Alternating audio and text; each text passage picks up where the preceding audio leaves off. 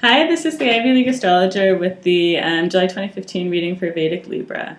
If I look a little different, it's because I changed my hair and needed a little change for the summer, so hope it doesn't throw you too much. So the first card out for Vedic Libra is the Nine of Cups.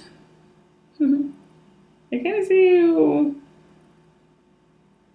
holding fast about something or just being excited, being like, okay, I kind of got my ducks in a row.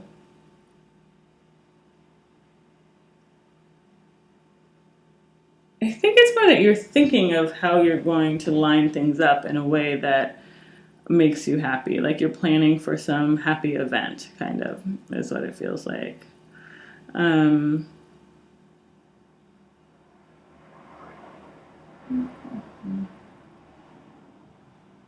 It feels like it's in process, but like you're kind of getting things lined up. And yeah, again, like making plans for how you want things to turn out. And I feel like even in the midst of this planning, you will kind of have some like blind decisions to make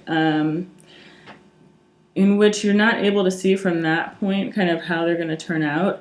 But basically the choice is between kind of going back and relying on old patterns, and sometimes those are patterns of silence, of like not holding people accountable for their actions. I think that's a big thing. Or not holding yourself accountable for your actions in some cases, but if kind of there's a decision about whether to give or hold back your approval of someone who has been behaving badly and kind of getting away with it, I think.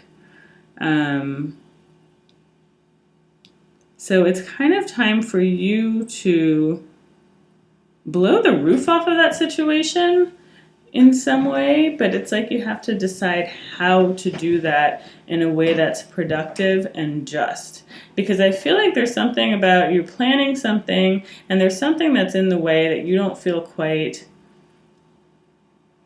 honest about, or you don't feel like is quite on the up and up, and you kind of want to just proceed and smooth over it, but I feel like you have a sense, which is correct, that that's not going to really work. So you're going to have to kind of blow it open. It's going to have to be revealed and balanced before you can really move forward with your happy project that I see you making plans for. So I feel like you will spend some time this month kind of pondering how to do that in a way that's just, so that you're not being overly passionate or overly weak. I feel like you just can't allow there's something that's been kind of swept under the rug that you can't allow to be swept under the rug anymore if things are going to turn out in the way that you want. And I feel like you know this, but you're trying to figure out how materially and practically to go about it. So let's see what the advice is here.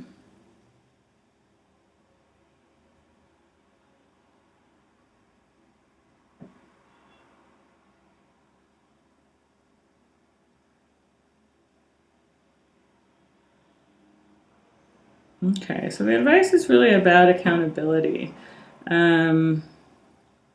If you need to reach out to someone, and you kind of know that there's like an elephant in the room that you kind of feel like you would rather go around, the advice is that you have to be humble and express your grief. Express your grief at the error. In order to kind of close this situation, because I feel like the door can be closed on the situation and lead forward into more positive things, but it does have to be addressed. It's not something that can just continue to lie dormant. And if you are trying to figure out how to address something that somebody else has done that has kind of been, again, just kind of floating under the radar, but everybody knows it's there.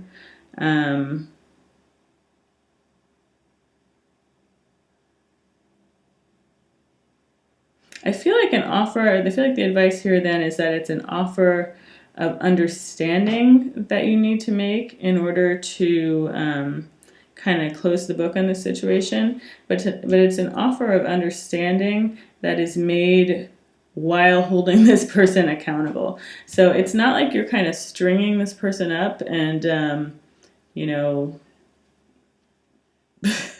painting them with honey and sticking the bees on them, kind of. I don't know why that's the image, but you are like, but you're not letting them get away with it. It's like you're giving them sort of an out, and that you're like, I understand that you're not a bad person. I understand that this is not what you wanted or how you thought it would turn out, but it's time for you to come clean, like it's time for this to be out in the open, because it's going to ruin my plans, my happy event or whatever, to have this under the surface. I do not want to proceed in that way.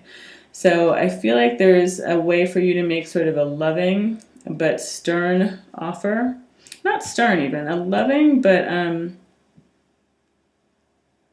truthful kind of communication with this person, which I think will be well received.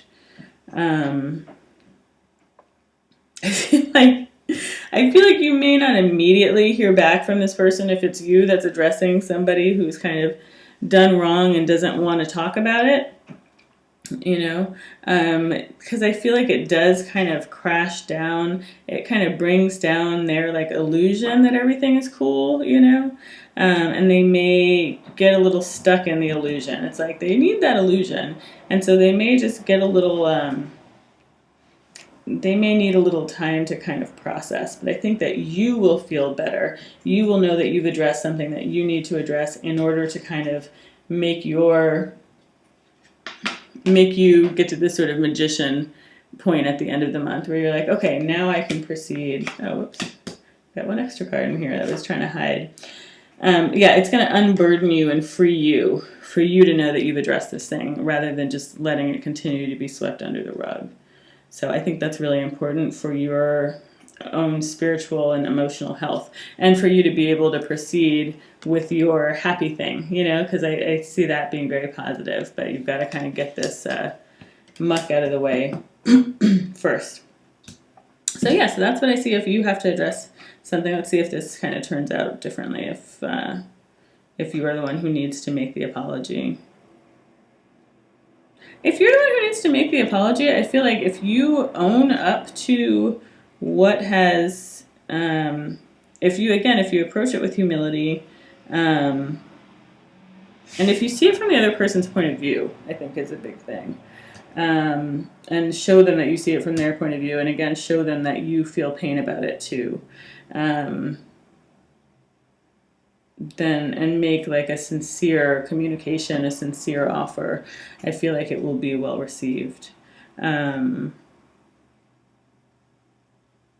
an old chapter can be put to bed. Oh my goodness, yeah. An old chapter that's maybe gone on for quite some time, actually, and been painful. So an old chapter can be finished, and there can be a new start in a way that is more self-propelled, or more like just more well-balanced, more open and calmer. Like there's a sense of time about this, and of patience and the fullness of time about it, rather than whatever this was that kind of got started in a heated rush and ended in like an icy silence or separation.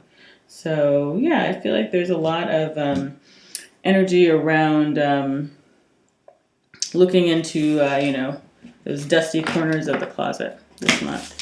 And there's a lot of positive energy that's available if you kind of address those things, and you'll be able to move on in a way that's satisfying for you and your future plans. So, yay. Okay, so that's what I see for July 2015 for Vedic Libra.